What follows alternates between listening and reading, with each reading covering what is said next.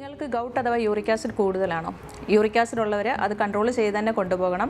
അല്ലെന്നുണ്ടെങ്കിൽ kidney stone, ഹാർട്ടിനൊക്കെ damage വരാനായിട്ട് chance ഉണ്ട്. ശരിയായിട്ടുള്ള ഭക്ഷണക്രമം പാലിച്ചാൽ തന്നെ നമുക്ക് നല്ല രീതിയിൽ ഇതിനെ നിയന്ത്രിച്ച് കൊണ്ടുപോകാനായിട്ട് പറ്റും. ഒന്നാമതായിട്ട് എന്തൊക്കെ ഭക്ഷണങ്ങൾ ഒഴിവാക്കേണ്ടതെന്ന് നമുക്ക് നോക്കാം. നല്ല രീതിയിൽ മദ്യപിക്കുന്ന ആൾക്കാരാണെങ്കിൽ അത് പൂർണ്ണമായിട്ട് നിർത്തേണ്ടതാണ്.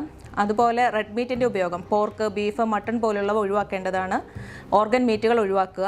മത്സ്യം കഴിക്കുന്നവരാണെങ്കിൽ അതിൻ്റെ ഉപയോഗം കുറയ്ക്കുക.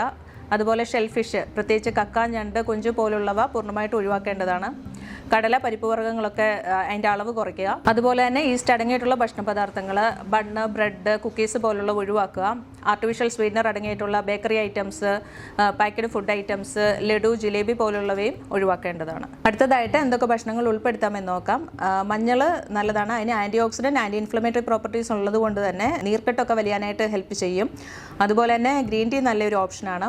വാൾനട്ട്, ഫ്ലാക്സീഡ് പോലുള്ളവ നല്ലതാണ്. അതിൻ്റെ ഒമേഗ 3 ഫാറ്റി ആസിഡ്സ് യൂറിക് ആസിഡിനെ കൺട്രോൾ ചെയ്യാനായിട്ട് ഹെൽപ്പ് ചെയ്യും. ഫൈബർ കണ്ടന്റ് അടങ്ങിയിട്ടുള്ള ഭക്ഷണ പദാർത്ഥങ്ങൾ ഉൾപ്പെടുത്തുന്നത് നല്ലതാണ്. തവിട് കളയാത്ത അരി, അതുപോലെ തന്നെ വൈറ്റമിൻ സി കണ്ടന്റുള്ള പപ്പായ, പൈനാപ്പിൾ, ഗുവ, ഓറഞ്ച്, നാരങ്ങ പോലുള്ളവ യൂറിക് ആസിഡിനെ സോലുബിൾ ഫോമിലേക്ക് ആക്കാനായിട്ട് ഹെൽപ്പ് ചെയ്യുന്നതാണ്. അതുപോലെ കുക്കുംബർ, ക്യാരറ്റ്, ബീട്രൂട്ട് ഒക്കെ ഉൾപ്പെടുത്തുന്നത് നല്ലതാണ്.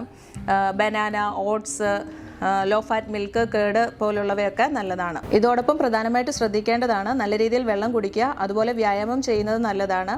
അതൊക്കെ യൂറിക് ആസിഡിനെ എക്സ്ക്രീറ്റ് ചെയ്ത് കളയാനായിട്ട് ഹെൽപ്പ് ചെയ്യുന്നതാണ്.